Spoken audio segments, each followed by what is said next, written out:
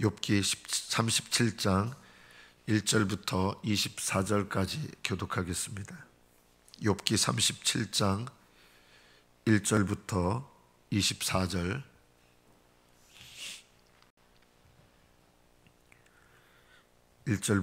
교독합니다. 이로 말미암아 내 마음이 떨며 그 자리에서 흔들렸도다.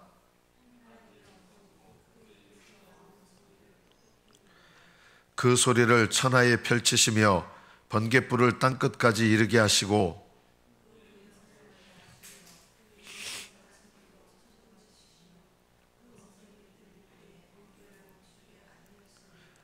하나님은 놀라운 음성을 내시며 우리가 헤아릴 수 없는 큰 일을 행하시느니라.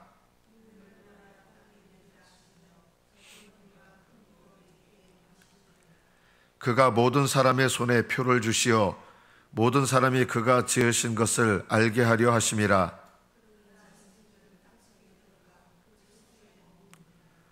폭풍우는 그 밀실에서 나오고 추위는 북풍을 타고 오느니라.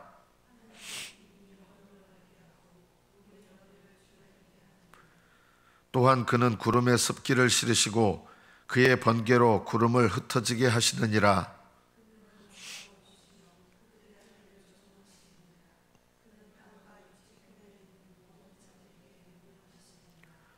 혹은 징계를 위하여 혹은 땅을 위하여 혹은 긍휼을 위하여 그가 이런 일을 생기게 하시느니라.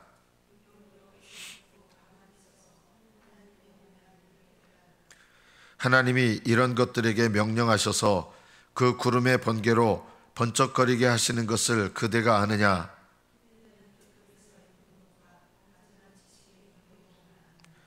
땅이 고요할 때 남풍으로 말미암아 그대의 의복이 따뜻한 까닭을 그대가 아느냐?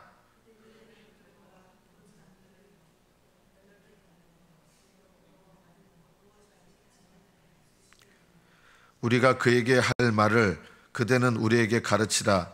우리는 아둔하여 아뢰지 못하겠노라.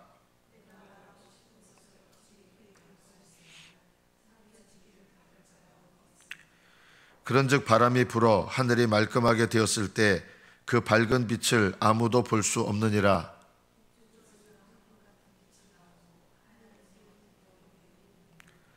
전능자를 우리가 찾을 수 없나니 그의 권능이 지극히 크사 정의나 무한한 공의를 굽히지 아니하심이니라.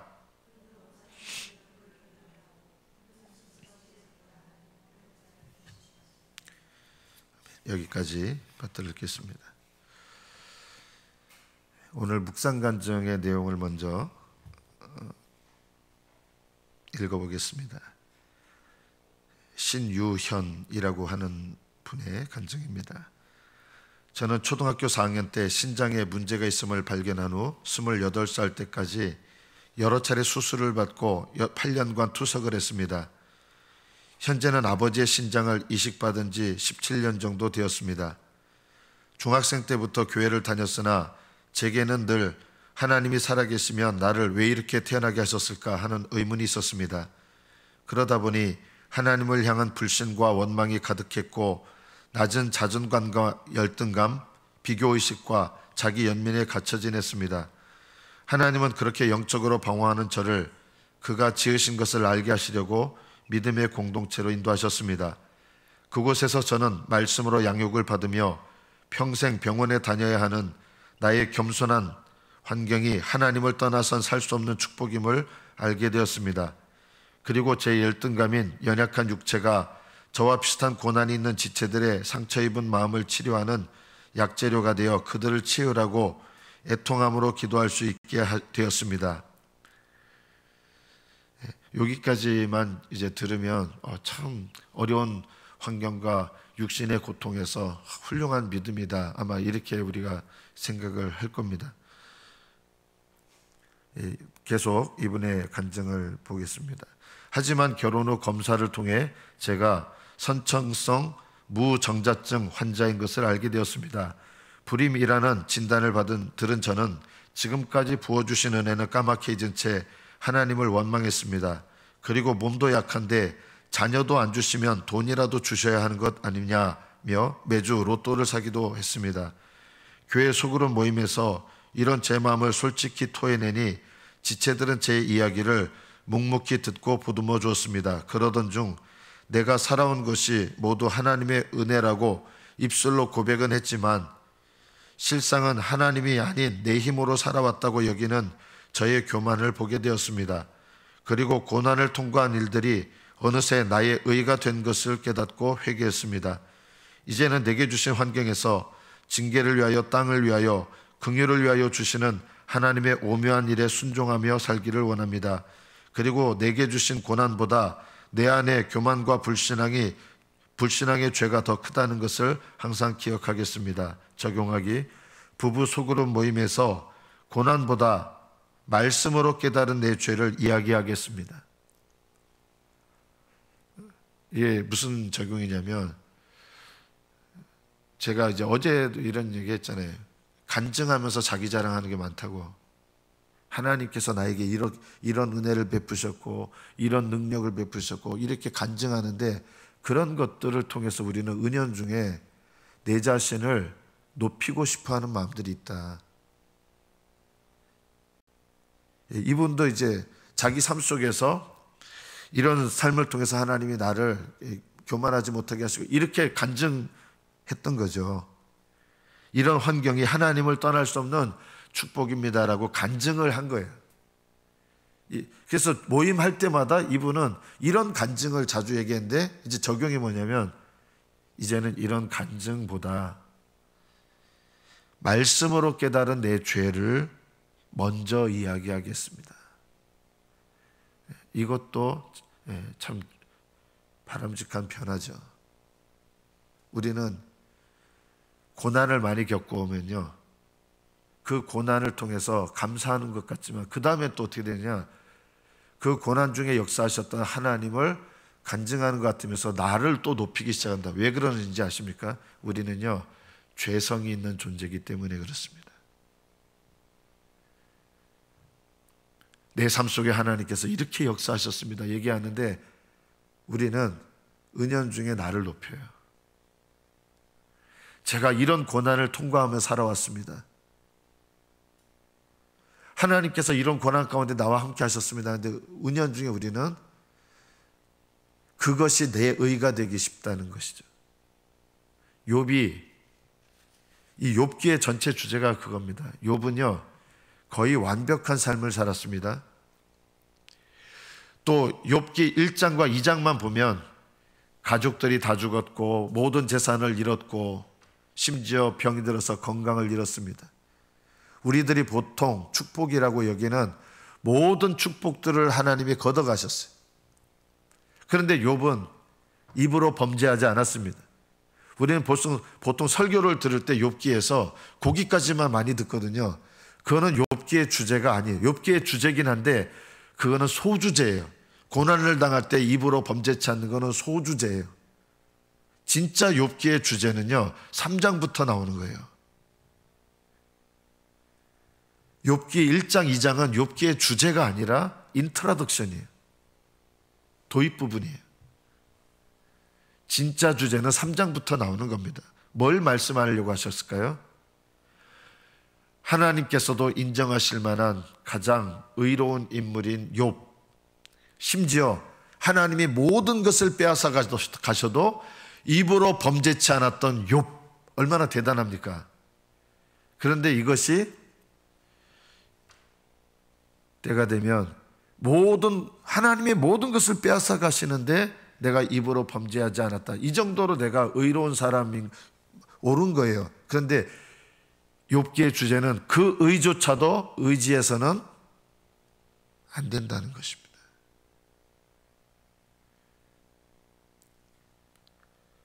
오늘 본문 37장 1절에 보면 이로 말미암아는 이가 뭡니까? 이것이 하나님께서 우리가 헤아릴 수 없는, 이해할 수 없는 자연의 섭리를 통해서 하나님은 하나님의 일을 이루어 가시는 것처럼 우리의 삶 속에서도 이해할 수 없는 일들을 하나님 허락하시지만 그것을 우리에게 다 이해시켜가면서 하나님 일하시는 게 아니다라는 거예요. 그렇지만 하나님은 우리가 이해되지 않고 도저히 이거는 왜 이러실까? 이런 사건들을 통해서도 하나님은 하시는 일이 있는데 뭘 하시느냐? 큰 일을 이루어 가고 계신다는 겁니다. 큰 일이 뭘까요? 온전한 구원에 이르는 일입니다. 자연 만물 속에서 하나님께서 섭리하시는 것에 대해서 여러분 예를 들면 일본에 대지진이 일어나서 수만 명이 죽었어요. 우리나라에도 안 일어나라는 법 있습니까? 어느 날 유성이 떨어져서 운석이 떨어져서 조그만 게 아니라 엄청나게 큰 게 떨어져서 수많은 사람들이 죽습니다. 그럼 우리가 대부분 어떤 마음이 듭니까? 왜 이런 일이 일어나야 됩니까? 라고 하잖아요. 우리의 삶 속에서 일어나는 일들 속에서 여러분이 단 한 번이라도 지금이라도 왜? 라는 하나님 왜 이런 일이 일어나야 됩니까? 이런 질문을 한다면 그 질문의 중심에는 뭐가 있는지 아십니까? 하나님은 이런 일들 일으키시면 안 되는 거예요. 하나님 이런 일을 허락하시면 안 되는 거예요. 도대체 하나님 왜 그렇게 하세요? 이렇게 따지는 마음이에요. 엘리후는 이로 말미암아 우리가 이해가 되지 않는 일들을 자연 만물 속에서 역사하시고 하나님은 섭리로 이끄시는데 거기에 대해서 우리가 이해가 안 된다고 원망이나 불평할 게 없는 것처럼 그것을 통해서 뭘 깨닫습니까? 내 마음이 떨며 그 자리에서 흔들렸는데 하나님의 음성을 들으라는 것입니다. 욥에게 어떤 음성을 들으라는 겁니까? 하나님께서 이렇게 자연 만물 가운데 일어나는 모든 일들이 하나님의 섭리로 하나님의 뜻을 이루는 것처럼 욥 자신도 욥에게 일어나는 1장 2장은 참았어요. 근데 3장부터는 친구들 때문에 정죄를 받으니까 이런 환경이 화가 나는 거예요. 정죄받으니까 내가 왜 이런 정죄까지 받아야 되는가? 빼앗아가는 거는 참았어요. 욥이요. 그런데 억울하게 정죄받는 일을 겪으니까 이거는 못 참겠는 거예요. 그리고 당신은 불의합니다. 불의하지 않았어요. 사실은요. 친구들이 욥을 부당하게 책망한 거예요. 그런데 하나님은 이 욥의 친구들의 이건 잘못이에요. 분명히 부당한 책망들을 허락하신 거예요. 욥은 이런 부당한 책망을 들을 이유가 없는데 이런 부당한 책망을 내가 듣는 이 환경을 하나님이 허락하셨다고 생각하고 이것에 대해서 하나님께 대해서 불만을 갖는 거예요. 엘리후는 이런 부당한 책망조차도 하나님께서 당신에게 말씀하시는 것이 있으시기 때문에 허락하신 것이다. 그래서 부당한 책망 속에서 억울하다 분노할 일이 아니라 하나님의 음성을 들으라는 것입니다. 욥의 친구들은 부당한 책망을 한 것이 맞아요. 그러나 이런 억울한 일을 허락하신 하나님의 뜻이 있다는 것이죠. 그 뜻을 깨닫는 것이 하나님의 음성을 듣는 거거든요. 엘리후는 5절에서 이렇게 얘기합니다. 하나님은 놀라운 음성을 내시며 우리가 헤아릴 수 없는 큰 일을 행하신다. 심지어는 이런 얘기죠. 억울해 보이는 일을 통해서도 하나님은 큰 일, 구원의 일을 이루어 가신다. 당신에게. 당신은 이 일이 이거는 내가 받아서는 안 되는, 내가 당해서는 안 되는 일이라고 생각하고 분노를 하는데 이 분노하는 것조차도 내려놓으라는 것입니다. 하나님은 내가 이해가 안 되고 받으면 안 된다고 생각하는 이런 일들을 통해서도 헤아릴 수 없는 큰 일, 당신을 향한 구원의 일을 이루어 가신다는 거예요.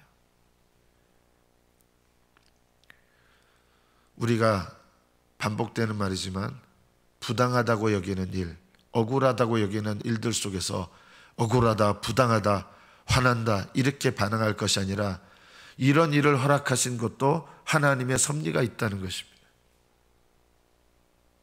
그 섭리는 어떤 섭리입니까? 내 구원을 위한 섭리입니다. 아직도 내 안에 뭔가 깨달아야 될 게 있고 변화되어야 될 게 있고 꺾어져야 될 것이 있다는 것입니다. 하나님은 6절에서 눈을 명하여 땅에 내리라 하시고 적은 비와 큰 비도 내리게 하신다. 눈도 내리고 적은 비도 있고 큰 비도 있는데 모양은 다르지만 이런 모든 것들이 하나님께서 때를 따라서 구원의 역사를 이루어 가시는 일이라는 것입니다. 여러분의 삶 속에 때로는 춥게 만드는 눈도 오고 비가 적은 때도 있고 많은 비가 내릴 때도 있는데 하나님은 이것들을 다 허락하셔서 하나님께서 음성으로 말씀하신다는 거예요. 이게 소리를 내신다는 게 아니라 이런 환경을 통해서 나에게 말씀하신다는 거예요. 성도들 중에 저는 하나님의 음성을 못 듣는다 이렇게 생각하시는 분들이 많을 거예요. 환경을 통해서 말씀하시는 음성이 있고요. 제일 많이 말씀하시는 거는 기록된 말씀을 적용하면서 음성을 듣는 거거든요. 이거를 안 들으면 직접 저는 평생에 하나님의 음성을 직접적으로 들은 거 거의 없습니다. 그럼 하나님의 음성을 못 듣습니까? 아닙니다. 얼마든지 하나님의 음성을 들을 수 있습니다. 하나님의 말씀을 성령의 조명을 따라 올바르게 적용하는 일을 통해서 하나님은 말씀으로 우리에게 말씀하시는 거예요. 환경을 통해서도 성령 안에서 올바로 분별하고 깨달으면 환경을 통해서도 말씀하시는 거예요. 주일 설교를 통해서도 말씀하시는 거예요. 말씀하시지 않은 게 아닌 거예요. 설교를 듣는데 설교를 안 들어요.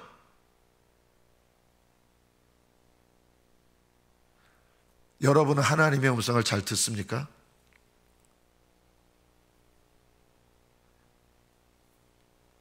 제가 3주 전에 한 몇 분에게 설교 시간에 졸지 말라고 그냥 앞에서 얘기했습니다. 왜 그러냐? 하나님의 말씀을 듣는 습관이 너무 중요해요. 올바른 태도예요. 하나님께서 여러분에게 말씀하시는 것을 못 듣게 돼요. 못 들어요. 하나님의 말씀에 대한 태도가 있으면요, 하나님은 나에게 말씀하실 수 있어요. 근데 태도가 잘못되면 말씀을 못 들어요. 예배 드릴 때 태도가 잘못되신 분들은요, 하나님 음성을 들을 수 없어요. 하나님 말씀하실 때, 예를 들어 이렇게 팔짱 끼고 계신 분이 있어요. 어떤 분들은, 물론 우리 교회는 없지만 이런 분들은 하나님 음성을 못 들어요. 왜 못 듣는지 아십니까? 이미 목사를 통해서 주시는 말씀을 듣는데, 이런 태도로 듣는데 이미 들을 수가 없어요. 성령께서 역사하시는 음성을 들을 수가 없어요. 하나님의 음성을 들으려고 하는 사람들은요, 예배의 태도도 바뀌게 돼 있어요. 중요합니다. 예배 시간에 늘 늦으시는 분들은요, 하나님 음성 듣기 어려워요. 중요해요. 욥은 경건한 사람이고 가장 의로운 사람이지만 의롭기 때문에 억울하다 느낀 거예요. 지금 이 상황이. 그러나 엘리후는 당신은 억울하지 않습니다라고 얘기하는 거예요. 왜냐하면 억울하다고 느끼는 이 상황을 통해서 하나님께서 욥에게 깨닫게 하시기를 원하시는 게 있었기 때문이에요.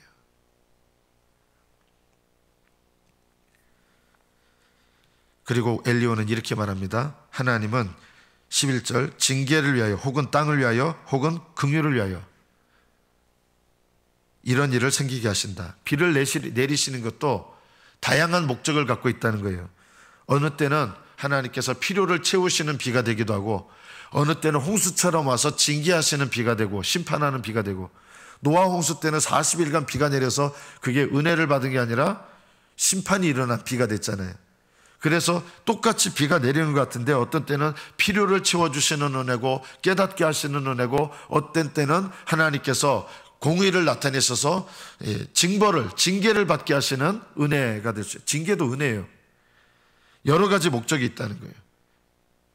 욥에게 지금 이 억울한 고난을 겪는 것은 의를 위한 고난이 아니라 깨닫게 하시는 고난입니다.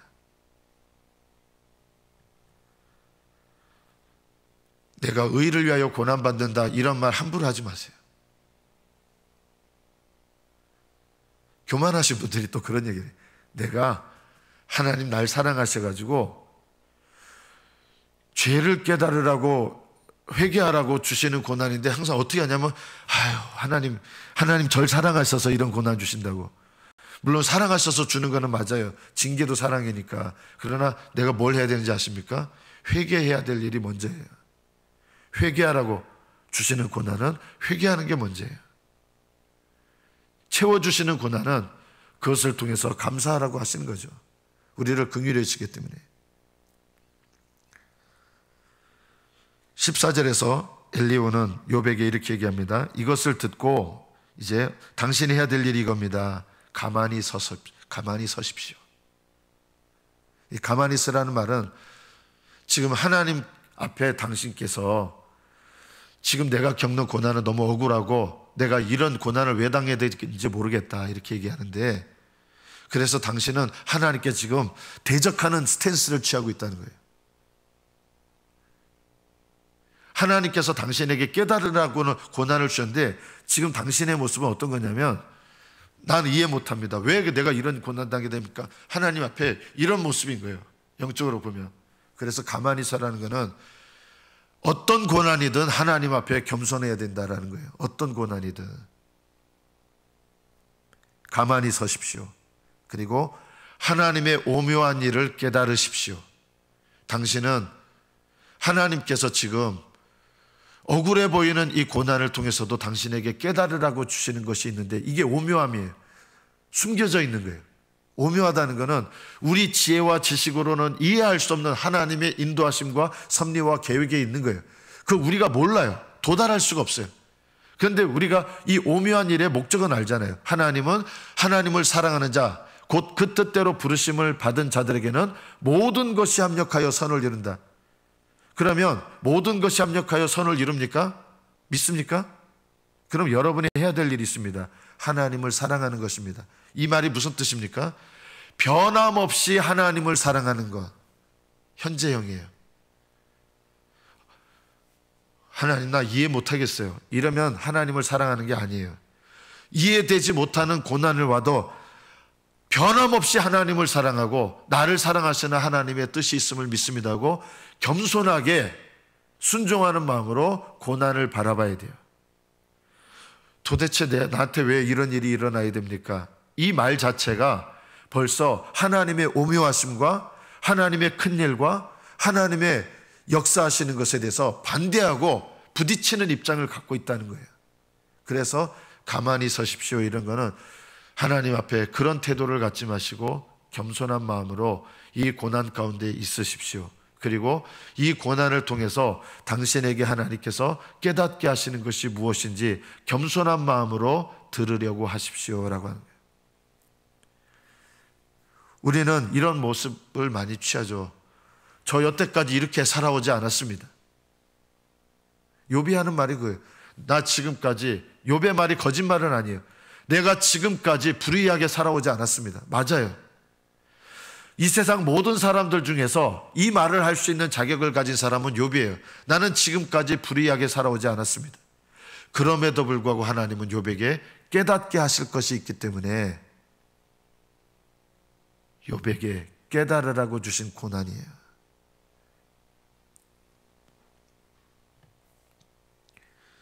16절에서 엘리후가 이렇게 얘기합니다. 그대는 겹겹이 쌓인 구름이 이렇게 겹겹이 쌓여 있는 거예요. 실제로 구름은 낮은 곳에 있는 구름도 있고 높은 곳에 중층에 있는 구름도 있고 고층에 있는 구름도 있거든요. 겹겹이 구름이 쌓여 있는데 이 구름들은 어떤 거는 비를 위하고 어떤 것은 태양을 가리는 구름이 있어요. 여름철에 하얀 구름 보면 그 구름이 다 비를 내리는 건 아니잖아요. 태양을 가리는 그늘을 주는 구름도 있고 먹구름은 비를 내리는 구름도 있고, 이렇게 겹겹이 구름이 쌓여 있다는 것은 하나님께서 우리에게 허락하시는 모든 일은 하나님의 선하신 뜻을 이루어 가시는 하나님의 섭리 가운데 일어난다는 것입니다. 우리가 해야 될 일은 변함없이 하나님을 인정하고 사랑하고 받아들이는 태도를 갖는 것입니다. 완전한 지식에, 하나님의 완전한 지식의 경이로움을 아느냐. 당신은 지금 불만스러운 마음을 갖고 계신데 하나님은 당신에게 당신이 깨닫지 못하는 더 완전한 지식, 온전한 구원에 이르는 이 완전한 지식을 위해서 지금 당신에게 허락한 이 일들을 허락하셨습니다. 그러니까 당신이 함부로 이것에 대해서 불만을 갖거나 억울해하거나 하지 말라는 것이죠. 엘리후의 마음은 정죄하는 마음이 아니에요. 욥의 상황에 대해서 충분히 공감하는 마음을 갖고 있지만, 그러나 성령 안에서 말씀을 전하고 있는 거예요. 엘리후는요.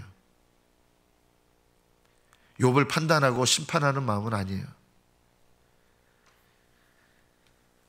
하나님께서 그대는 그를 도와 구름장들을 두들겨 넓게 만들어 녹여 부어 만든 거울같이 단단하게 할 수 있느냐? 하나님께서 하시는 일을 당신이 대신하겠다고 할 수 있느냐, 이겁니다. 하나님, 왜 도대체 내가 이런 일을 겪어야 됩니까? 이런 말 속에는 우리가 어떤 중심이 있는 거예요? 제가 하나님보다 더 지혜로워서 저라면 하나님은 저한테 이렇게 하시지만 저라면 이렇게 하겠습니다라고 말하는 것과 같은 거예요. 하나님의 섭리에 대해서 불만을 갖고 억울하다고 느끼는 그 마음의 중심에는 제가 하나님보다 더 잘할 수 있어요. 하나님은 하나님의 적절하신 지혜로 나에게 이런 일을 허락하신 건데, 이거 안 돼요. 저라면 이렇게 하겠습니다. 이렇게 말하는 교만이 어디 있겠습니까? 그래서 욥에게 하나님께서 하시는 일을 당신이 대신할 수 있겠느냐?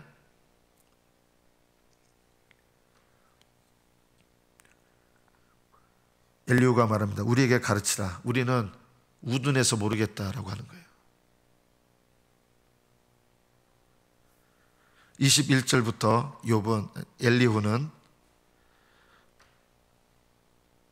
우리가 때로는 전능자를 찾을 수 없고 이해가 안 되고 도저히 아무리 생각해도 이해가 안 되고 하나님의 뜻을 깨닫지 못하고 그럴 때도 우리가 가져야 될 태도를 이야기합니다. 24절에 보면 그러므로 사람들은 그를 경외하고, 여기 사람들은 모든 사람들을 말하는 건 아니에요. 깨닫는 사람들이겠죠. 하나님의 섭리를 인정하는 사람들은 어떤 일들 가운데서도 하나님을 경외하는 태도를 잃지 않는다는 것입니다. 그리고 하나님은 스스로 지혜롭다고 하는 모든 자를 멸시하신다. 스스로 지혜롭다는 게 뭐예요? 하나님께서 허락하신 모든 섭리적인 일들 속에서 저는 못 받아들이겠어요. 저는 이해할 수 없어요. 이런 것들이 스스로 지혜로운 거예요. 하나님의 지혜로 나에게 허락하셨는데 나는 이거 아닙니다. 이렇게 말하는 게 바로 스스로 지혜로운 거죠.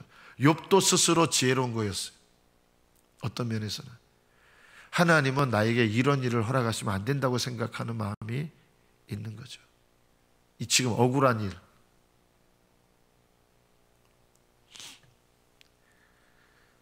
우리는 가만히 서 있기를 원하지 않습니다. 하나님께 조금만 무슨 일이 일어나면 불만을 품어요. 우리 모습이에요. 열심히 기도하다가도 하나님이 안 들어주셨다고 생각하면 하나님 왜 그래요? 이런 모습 아닙니까? 우리 모습이. 내가 지금까지 얼마나 열심히 기도해 왔는데 하나님 어떻게 이럴 수 있어요? 이런 모습들이 다 스스로 지혜롭다는 거 아닙니까? 내가 이 일을 위해서 어떻게 기도했는데 제가 기도한 방향하고 어떻게 정반대의 방향으로 허락하실 수 있어요? 차라리 기도를 시키지 마시죠. 이게 바로 우리가 스스로 지혜로운 겁니다. 하나님께 특히 스스로 지혜로우신 분들이 어떤 분들에게서 제일 많이 나온지 압니까? 죄 짓고 기도 안 하고 하나님 앞에 불순종하는 사람들은 자기 죄를 나는 원래 죄 짓고 살아왔습니다 하기 때문에 이런 불만을 안 갖는데, 누가 스스로 지혜로운 죄를 많이 짓느냐? 하나님께 내가 순종해 왔다고 생각하는 사람, 하나님을 위해서 내가 열심히 내왔다고 생각하는 사람, 내가 의롭게 살아왔다고 생각하는 사람, 내가 지금까지 하나님 앞에 믿음으로 살아왔다고 자부하는 사람, 이런 사람들이 오히려 스스로 지혜로운 죄를 짓는 겁니다. 욥은 지금 스스로 지혜로운 죄를 짓는 상태였습니다. 하나님은 이것을 깨뜨리시고 욥이 자기의 의를 의지하는 것도 깨뜨리시고 그 의로 말미암아 스스로 지혜롭다고 생각하는 깊은 마음속 하나님의 섭리에 대해서 무시하고 받아들일 수 없는 스스로 지혜롭다는 그 어리석은 지혜를 무너뜨리시고, 그래서 욥으로 하여금 이런 억울하고 이해되지 않는 상황 속에서도 하나님 앞에 겸손하게 엎드려서 하나님의 섭리 가운데 하나님의 인도하심을 따르는 이 믿음의 더 깊은 훈련으로 인도하시고자 하신 것입니다. 말씀을 맺습니다. 이해되지 않는 일들, 내가 하나님 앞에 해왔던 것과 반대되는 일이 일어난다고 여길 때 우리가 취해야 될 태도가 뭡니까? 첫째, 가만히 서십시오. 둘째, 내 지혜를 내려놓고 하나님은 나에게 깨닫게 하실 것이 있으셔서 저에게 이 일을 주신 줄 믿습니다.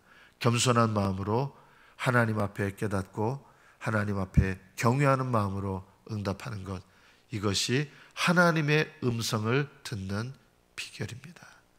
날마다 하나님의 음성을 들으시는 저와 여러분 되시기를 축복합니다. 기도하겠습니다.